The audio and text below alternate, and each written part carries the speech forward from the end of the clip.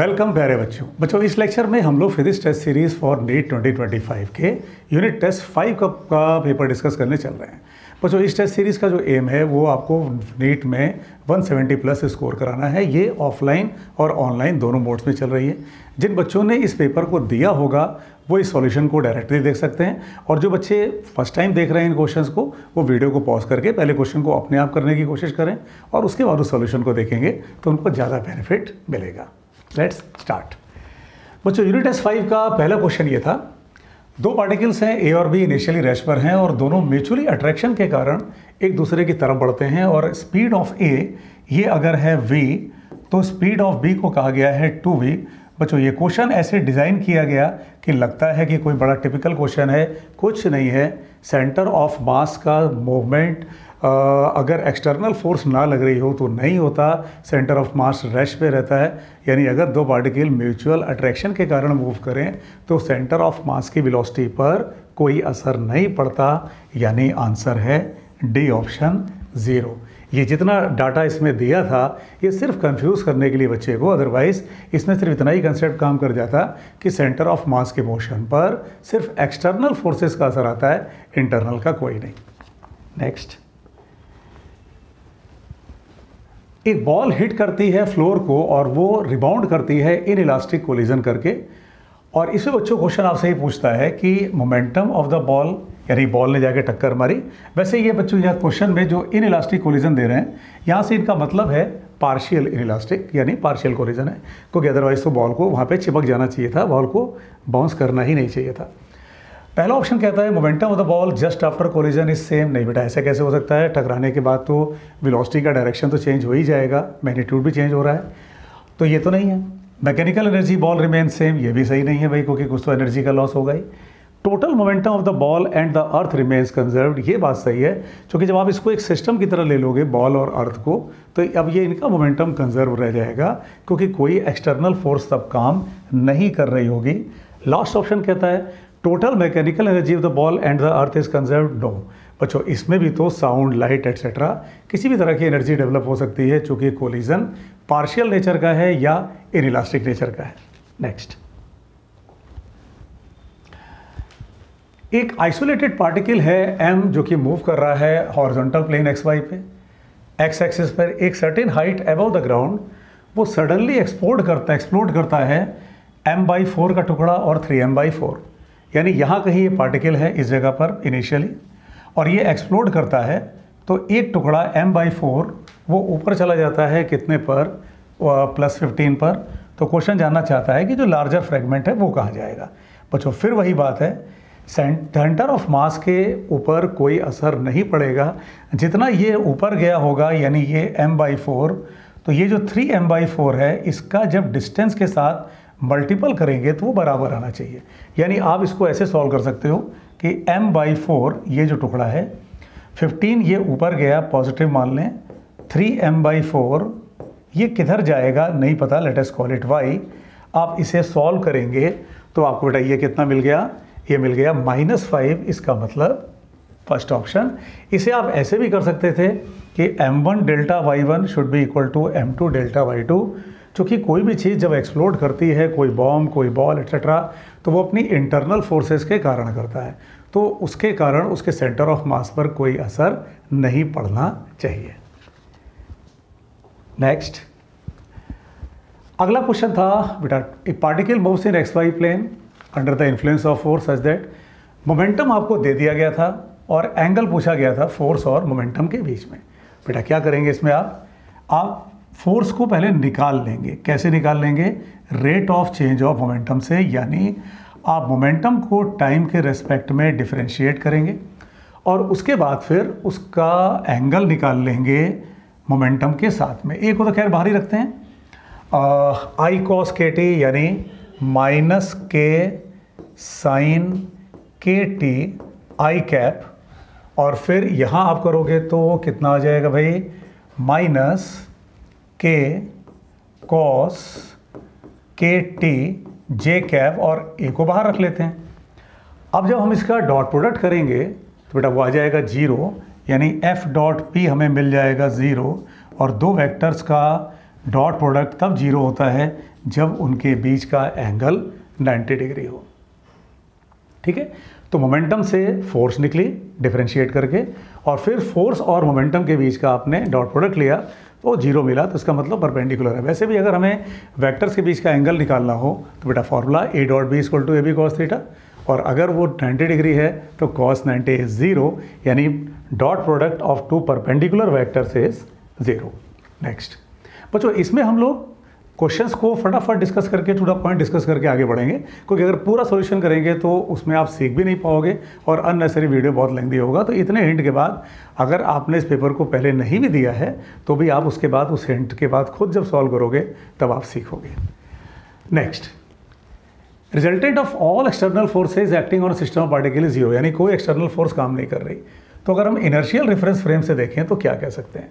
पहला option, linear momentum of the system does not change in time. बिल्कुल सही, क्योंकि लीनियर मोमेंटम कंजर्वेशन का कंसेप्ट ही होता है कि जो एक्सटर्नल फोर्सेज हैं वो ना मौजूद हों। तो वो ऑप्शन हमको मिल चुका है, आंसर हमें मिल चुका है। चलो बाकी भी देखते हैं। Kinetic energy system does not change in time, नहीं बेटा ऐसा नहीं कह सकते, काइनेटिक एनर्जी बिल्कुल चेंज हो सकती है। Angular momentum of system does not change in time, नहीं, जब तक टॉर्क के बारे में कुछ ना पता हो। Potential energy of the system does not change in time, इसके बारे में भी हम कुछ नहीं कह सकते जब तक पूरे हमें उसके कोलिजन या जो मोशन हो रहा है उसके बारे में ना पता हो। लेकिन एक बात पक्का कहा जा सकती है कि लीनियर मोमेंटम कंजर्व रहेगा, क्योंकि कोई एक्सटर्नल फोर्स सिस्टम पे काम नहीं कर रही। नेक्स्ट, अब ये क्वेश्चन बेटा प्रोजेक्टाइल के कंसेप्ट से रिलेट करके पूछा गया। एक बॉल है 0.2 kg की, जो कि 5 मीटर की ऊंचाई पर है। एक बुलेट ने, जिसका मास 0.01 kg है, वो हिट करती है, और उसके बाद बॉल और बुलेट इंडिपेंडेंटली ट्रेवल करती हैं। बॉल आके गिरती है 20 मीटर पर और बुलेट आके गिरती है 100 मीटर पर। क्वेश्चन आपसे इनिशियल वेलोसिटी ऑफ बुलेट जानना चाहता है। बट अगेन, जिन बच्चों ने इस क्वेश्चन को अटैम्प्ट किया होगा, बहुत सारे बच्चे ऑफलाइन ऑनलाइन इस टेस्ट सीरीज़ को दे रहे हैं, तो जिन्होंने दिया हुआ है, जिन्होंने किया हुआ है, वो तो इसके सॉल्यूशन को डायरेक्ट देख करके बेनिफिट लें, उन्हें बहुत टाइम किल करने की ज़रूरत नहीं है। लेकिन जो बच्चे पहली बार देख रहे हैं इस क्वेश्चन को, तो पहले वीडियो को पॉज करें, एक बार उसको अपने आप सॉल्व करने की कोशिश करें, उसके बाद सॉल्यूशन देखें। पहले मोमेंटम कंजर्व करना था। मास इसका 0.2 kg ये रेस्ट पर है, तो मोमेंटम कंजर्व करें तो बुलेट का मास दैट इज़ 0.1 और उसकी वेलोसिटी नहीं पता। अब ये बुलेट ये फाइनल मोमेंटम के बराबर होगी। टाइम निकाल लें कि 5 मीटर नीचे आने में इनको कितना समय लगेगा, क्योंकि जो भी वेलोसिटी होगी हॉरिजॉन्टल, वो किस फॉर्मूले से निकाल लो आप, √2h/g से। 2h/g से, इसका मतलब इन्हें नीचे आने में टाइम लगा है 1 का। अब क्वेश्चन क्या कह रहा है? बॉल हिट कर रही है, क्योंकि दोनों को ही नीचे आने में 1 सेकंड लगा, बॉल हिट कर रही है 20 मीटर, तो इसका मतलब इसकी वेलोसिटी होनी चाहिए हॉरिजॉन्टल 20 मीटर पर सेकंड, या इसकी नहीं, इसकी, ये यहाँ 20 होनी चाहिए, और ये गिर रही है जाके 100 मीटर पर, तो इसकी वेलोसिटी यानी आफ्टर कोलिजन 100 होनी चाहिए। अब आपको मोमेंटम कंजर्व कर लेना है। 0.01 v should be equal to 0.01 into what 100 plus जो ब्लॉक है, जो बॉल है, उसकी वेलोसिटी 0.2 मोमेंटम 0.2 इंटू 20। तो बेटा अब इसको अगर आप यहाँ से सॉल्व कर लो तो आपको मिल जाएगा v इज इक्वल टू, ये यहाँ से आ गया आपके पास कितना भाई 1, और वो है 4/500, यानी ये डी ऑप्शन। पहले आपने मोमेंटम कंजर्व किया और उसके में आपने प्रोजेक्टाइल का कंसेप्ट चलाया नीचे गिरने का, फिर आपने फाइनल वेलोसिटी को रिलेट किया, यहाँ से आपके पास बुलेट की इनिशियल वेलोसिटी आ गई। नेक्स्ट, अगला क्वेश्चन है, ए पार्टिकल मास है moving in H direction with velocity 2v is hit by another particle of mass 2m moving in y direction with same speed v। If the collision is perfectly inelastic, percentage loss. बेटा इसे कैसे करोगे कि एक मास m है, वो x direction में जा रहा है, ये मास m, और x डायरेक्शन में इसकी स्पीड है कितनी 2v। एक दूसरे पार्टिकल ने हिट किया जो कि जा रहा है y डायरेक्शन में v से, और इसका मास है 2m। बेटा पहला काम, आप इसमें मोमेंटम को कंजर्व करके कंबाइंड मास सिस्टम की वेलोसिटी निकालोगे। वो कैसे आएगी? m into 2vi plus 2m vj, जब ये कंबाइंड मास बन जाएंगे तो 3m, यहाँ से आप उसकी वेलोसिटी को निकाल लेना, इसको v डैश कह लेते हैं, वेलोसिटी को निकाल लेना। और ये आ गया तो क्वेश्चन आपसे पूछ रहा है परसेंट लॉस इन एनर्जी, तो फाइनल काइनेटिक एनर्जी को आप कह सकते हो हाफ 3m, ये v डैश स्क्वायर, यहाँ से जो v डैश आएगा, और इनिशियल काइनेटिक एनर्जी आप कहोगे half m 2v square plus half 2m into v square. अब आपके पास इनिशियल और फाइनल काइनेटिक एनर्जीज दोनों हैं। बेटा क्या काम करना, आप परसेंटेज लॉस मांग रहा है आपसे क्वेश्चन, आप इसे बैठा के परसेंटेज निकाल लेना। ठीक है, अपने आप करोगे बेटा तो आप ज़्यादा सीखोगे। इतना हिंट, इतना सॉल्यूशन, इतने इक्वेशन पर्याप्त है इसके आगे के सॉल्यूशन को लाने के लिए। नेक्स्ट, एक कोलिनियर कोलिजन है पार्टिकल में, इनिशियल वेलोसिटी उसकी v नॉट है बेटा, ये जो v दिख रहा है ये ऐसे होगा। Strikes a stationary particle of same mass, if the final kinetic energy is 50% greater than original kinetic energy, magnitude of the relative velocity between particles after collision. Question क्या बोल रहा है, एक कोलिनियर कोलिजन है, particle with initial speed v not, और वो किसी ऐसे पार्टिकल को टक्कर मार रहा है जो कि रेस्ट पे है। इसका मतलब इनिशियल मोमेंटम ये हो गया, टकराने के बाद इनकी वेलोसिटीज नहीं पता, तो ये बन गई अपने पास इक्वेशन, बल्कि मास तो कैंसिल हो जाएगा। तो आपके पास एक रिलेशन आ गई v not is equal to v1 plus v2। फिर क्वेश्चन कह रहा है कि जो फाइनल काइनेटिक एनर्जी है वो 50% हायर है। क्या मतलब हुआ बेटा, फाइनल काइनेटिक एनर्जी यानी half mv1 square half mv2 square, ये है final kinetic energy. 50% higher, 50% higher मतलब ये 3/2 है of half mv not square, ये इनिशियल काइनेटिक एनर्जी है। बेटा यहाँ से आपके पास दो इक्वेशंस आ गई, आप उनसे v1 v2 सॉल्व करना, और फिर v1 डिफरेंस v2 लेना, जो बड़ा होगा उसमें से आप छोटे को घटा देना, आपको उनके बीच की रिलेटिव वेलोसिटी मिल जाएगी। और इसका जो आंसर है वो बच्चों आप लोगों को मिलेगा √2v नॉट, यानी सी ऑप्शन। ठीक है, पहले मोमेंटम कंजर्व करके एक रिलेशन ढूंढी, फिर काइनेटिक एनर्जी से दूसरी रिलेशन ढूंढी।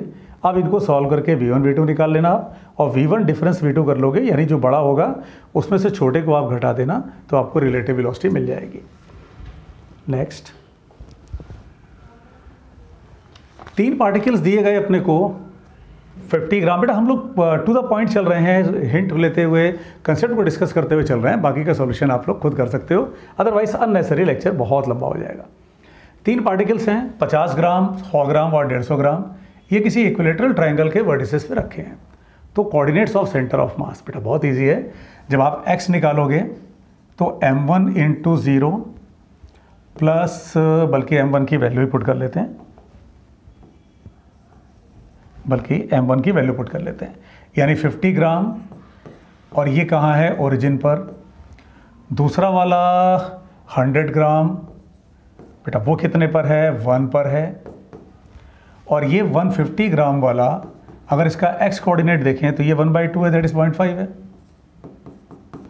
इसको डिवाइड करोगे आप टोटल मास से, दैट इज 300 से, तो ये आपके पास x का सेंटर ऑफ मास आ जाएगा, यानी x coordinate of centre of mass आ जाएगा। और बेटा बल्कि इसको सॉल्व कर लें अगर हम लोग, तो ये अपने पास ये ऑप्शन मिल रहा है 7/12 वाला, यानी ये। और इसी तरह से y कोऑर्डिनेट जब आप डिफाइन करोगे तो ये जो 50 वाला है ये तो ओरिजिन पर ही है, ये जो m2 है यानी 100 वाला, ये भी, इसका भी y कोऑर्डिनेट तो ओरिजिन है, y कोऑर्डिनेट 0 है, सॉरी। 150 ये कितना होगा बेटा, अगर ये 1 है इक्विलेटरल ट्रायंगल, तो आप इस हाइट को निकाल सकते हो, 1 इंटू साइन 60 दैट इज √3/2, तो ये √3/2, और डिवाइड करोगे आप इसको टोटल मास से, दैट इज 300 से। ठीक है, तो ये मिल जाएगा अपने को, यस बेटा, ये सी वाला ऑप्शन। नेक्स्ट, 4 पार्टिकल्स हैं, ए बी सी और डी, चारों के मासेस दिए हैं अपने को, वो स्क्वायर पर हैं और वो एक्सेलेरेशंस दिए गए हैं। क्वेश्चन आपसे सेंटर ऑफ मास का एक्सेलेरेशन जानना चाहता है। बेटा अगेन बहुत इजी क्वेश्चन, बस आप इसको ऐसे क्वेश्चंस को वेक्टर्स में लेके चलो, कभी गलती नहीं होगी। ए जो कितना है m, और वो किस डायरेक्शन में जा रहा है, नेगेटिव में, तो माइनस m a i। फिर b का मास कितना है 2m, ये किधर जा रहा है, पॉजिटिव y में, तो a इंटू जे। c बेटा उसका मास ले लो, कितना है वो 3m, पॉजिटिव x में जा रहा है a से, दैट इज ai, और d है 4m, वो नीचे जा रहा है a से, that is minus a into J, और डिवाइड करो आप इसको टोटल मास से जो कि है 4 3 7 2 9 और एक ये 10। तो बेटा अब इसको अगर आप सॉल्व कर लो, 10m कह लें इसको हम लोग, तो सॉल्व कर लें इसको हम लोग, तो यहाँ से हमारे पास बेटा ये कितना आ गया, m को यहाँ से कैंसिल कर दो बल्कि सब में पहले। तो पहले x एक्सिस को देख लेते हैं, तो ये है अपने पास 3 और 1 दैट इज 2ai, और y एक्सिस को देख लें तो ये आ गया अपने पास माइनस 2aj अपॉन 10। बेटा कैंसिल करो इसको, तो यस अपने पास ये फर्स्ट ऑप्शन, यस ये सेंटर ऑफ मास का बेसिक फार्मूला होता है कि सेंटर ऑफ मास का एक्सेलरेशन निकालने के लिए आप जो पार्टिकल्स हैं बेटा उन पर आप नेट फोर्स ले लेते हो, या कह लो F1 plus F2 plus F3 and so on, और उसको डिवाइड करते हो टोटल मास से, तो एक्सेलरेशन ऑफ सेंटर ऑफ मास आता है। नेक्स्ट, एक मेटल रॉड है जो कांस्टेंट वेलोसिटी से मूव कर रही है इन परपेंडिकुलर टू इट्स लेंथ, मतलब ऐसे कोई रॉड है और ये ऐसे मूव कर रही है। Constant uniform magnetic field exist in space in direction perpendicular to rod, यानी ऐसे सपोज मैग्नेटिक फील्ड है, तो बेटा इलेक्ट्रोमैग्नेटिक इंडक्शन का कंसेप्ट ये कहता है कि इसके अंदर एक बैटरी इंड्यूस होगी और इसका जो ऊपरी सिरा होता है वो पॉजिटिव हो जाएगा, जैसे इस फिगर के अकॉर्डिंग पॉजिटिव चार्ज ऊपर जाएगा, नेगेटिव चार्ज नीचे आएगा। अब इसके चलते हैं ऑप्शन पे, यानी एक बैटरी फॉर्म होती है BLV की, इसी को तो आप ऐसे कहते हो इलेक्ट्रोमैग्नेटिक इंडक्शन का कंसेप्ट, कि इस पर एक सेल इंड्यूस होती है जो BLV की होती है, ऊपरी सिरा पॉजिटिव नीचे negative. Entire rod is at same electric potential, no बेटा पोटेंशियल डिफरेंस क्रिएट होता है, तभी तो आप उसका इस्तेमाल कर पाते हो करंट को फ्लो कराने के लिए।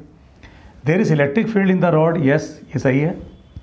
Electric potential is highest at the centre of the rod and decreases, no बेटा इलेक्ट्रिक पोटेंशियल एक जगह का हाईएस्ट होगा, एक सिरे का, और एक सिरे का लोएस्ट होगा, सी गलत है। Electric potential is lowest eight the centre of the rod and increases toward it and, ये भी गलत है। बेटा इलेक्ट्रिक पोटेंशियल एक साइड का यानी एक सिरे का हाईएस्ट होगा, दूसरे सिरे का लोएस्ट, यानी बी ऑप्शन। बच्चों इन क्वेश्चंस को आप जब अपने आप करोगे, जैसे वीडियो को रोक के अपने आप जब आप करोगे, तब आप इससे बेहतर सीखोगे और इससे और अच्छा आप सीख सकते हो अगर आप इस टेस्ट सीरीज़ को ज्वाइन करो और फिर इस टेस्ट को एज ए टेस्ट दो और फिर आप अपनी परफॉर्मेंस देखो, आप अपनी गलतियाँ ढूंढो। क्योंकि बच्चों सिर्फ सॉल्यूशन देखने से तो आप कंसेप्ट नहीं सीख पाते, जब आप उसको टेस्ट की तरह देते हो, अपनी परफॉर्मेंस वॉच करते हो, आपको पता होता है इतने दिन बाद ये टेस्ट होना है, आप उसकी तैयारी करते हो। और बच्चों ये जो टेस्ट है ये पूरी तरह से LN का जो टेस्ट होता है, लीडर टेस्ट सीरीज़, उसके अकॉर्डिंग है, उसके एक हफ्ते पहले होता है। यानी आप जो तैयारी करते हो वो आप उस टेस्ट में भी काम आ सकती है। अगर आपने वो टेस्ट सीरीज़ ज्वाइन की हुई है तो उसमें भी आपके फिजिक्स को एक बूस्ट मिल सकता है इधर तैयारी करके। अगला है एक स्मॉल स्क्वायर लूप वायर है, लूप ऑफ वायर जिसका साइड है L। ये केस कुछ ऐसा है, ये कैपिटल L है और ये स्मॉल l है। आपको म्यूचुअल इंडक्टेंस की बात क्वेश्चन आपसे जानना चाहता है, तो बेटा बाहरी वायर में फ्रेम में अगर आप करंट को फ्लो कराओ तो इसका जो मैग्नेटिक फील्ड, क्योंकि ये जो आपको दे रखा है ये इसीलिए दिया हुआ है कि आप ये मान लो कि स्क्वायर के जो सेंटर पर जो मैग्नेटिक फील्ड होगा वो पूरे उस अंदर वाले स्मॉल l वाले स्क्वायर पर भी होगा। तो मैग्नेटिक फील्ड होता कितने का है, μ0 बाय 4 पाई I अपॉन बेटा ये डिस्टेंस L/2। फिर जब आप परपेंडिकुलर ड्रॉ करते हो यहाँ से ऐसे एंगल लेके, तो sin 45 plus 145 that is 1/√2 plus 1/√2, ये आता है कितने का, ये मैग्नेटिक फील्ड आता है। फिलहाल अगर हम कहें तो मैग्नेटिक फील्ड प्रोपोर्शनल है 1/L के, क्योंकि बाकी सब तो कांस्टेंट है। तो जब आप म्यूचुअल इंडक्शन डिफाइन करते हो तो म्यूचुअल इंडक्टेंस प्रोपोर्शनल होगा फ्लक्स के, और फ्लक्स प्रोपोर्शनल होगा एल स्क्वायर यानी स्क्वायर का एरिया जो अंदर वाला है और मैग्नेटिक फील्ड। इसका मतलब फ्लक्स प्रोपोर्शनल होगा L square by small L के। तो इसका मतलब म्यूचुअल इंडक्टेंस वो भी प्रोपोर्शनल होगा same small L square by L. बेटा ये बायट-सावर्ट लॉ से आता है। अब ये सब के लिए आपको थोड़ा कंसेप्ट में डीप में जाना पड़ता है, सीखना पड़ता है। फिजिक्स एक कंसेप्चुअल सब्जेक्ट है, उसको आपको सीखना पड़ता है क्या हो रहा है, कैसे हो रहा है, क्यों हो रहा है। ठीक है, नेक्स्ट। अब ये बेटा इलेक्ट्रोमैग्नेटिक इंडक्शन का कंसेप्ट आ गया।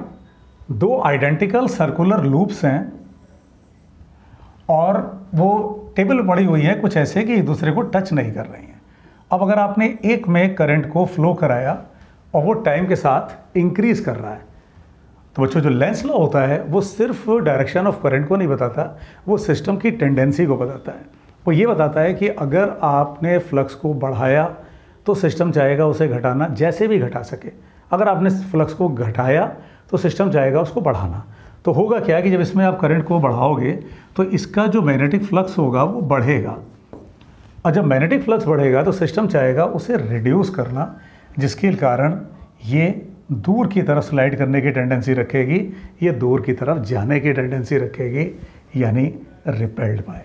बेटा ये इलेक्ट्रोमैग्नेटिक इंडक्शन के का पूरा एक डीप कंसेप्ट है, लेंस लॉ का एक डीप कंसेप्ट है कि अगर आप उसमें से फ्लक्स को बढ़ा रहे हो तो सिस्टम चाहेगा उसे रिड्यूस करना जैसे भी कर सके, अपना करंट भी बना के करेगा, और अगर वो मूव करने के लिए फ्री है तो वो मूव भी कर जाएगा, यानी फ्लक्स को घटाना चाहेगा। नेक्स्ट, एक स्क्वायर लूप दिया गया है ABCD। बेटा इस क्वेश्चन में काफ़ी बच्चों ने गलती किया, ये आया हुआ क्वेश्चन है, ये एग्जाम में पूछा हुआ क्वेश्चन है। ज़्यादातर बच्चों ने इसमें गलती किया, neither in AD nor BC ये वाला ऑप्शन चुना। आज ये बात सही है कि जब ये पूरा wire frame uniform field move कर रहा है तो इसमें कोई मैग्नेटिक फ्लक्स का चेंज नहीं आ रहा, ये बात बिल्कुल सही है। इसमें जो नेट EMF इंड्यूस होगा वो जीरो होगा, लेकिन आपको ये समझना पड़ेगा कि वो जीरो हुआ कैसे। इसमें तो कोई EMF इंड्यूस नहीं होगा, ये बात सही है, लेकिन इसमें होगा।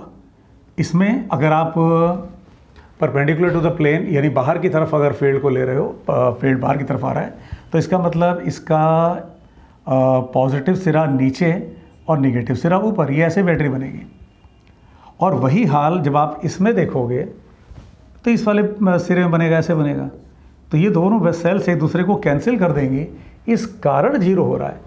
और इनमें तो कोई बैटरी इंड्यूस नहीं होगी, क्योंकि कभी भी थिकनेस के अलोंग, वायर के थिकनेस के अलोंग कभी सेल इंड्यूस नहीं हो पाती, क्योंकि थिकनेस इतनी बड़ी नहीं है जिसमें चार्जेस का सेपरेशन हो सके। इसलिए डी ऑप्शन। बच्चों इसमें काफ़ी लोगों ने गलत किया, बहुत सारे बच्चों ने इसमें सी ऑप्शन चुना, जो कि गलत था। नेक्स्ट, एक कॉइल है जिसका रेजिस्टेंस अपने को दिया गया और उसमें करंट का अपने पास ग्राफ है टाइम के साथ में। तो फ्लक्स का जो चेंज है वो कितने का, बेटा ये कैसे निकालोगे? E बराबर I into R, V equal to I R, और ये d∅/dt होता है। अब इसको अगर आप ऊपर ले आओ तो I dt या कह लो IR/dt, यही तो चेंज इन फ्लक्स है। अब हम लोग बेटा मॉड वैल्यू की बात कर रहे हैं, प्लस माइनस नहीं। I dt इसका मतलब ये जो लोगे आप I और dt, ये तो इस ग्राफ का एरिया होगा। इस ग्राफ का एरिया दैट इज, यहाँ निकाल लेते हैं, हाफ बेस इंटू हाइट।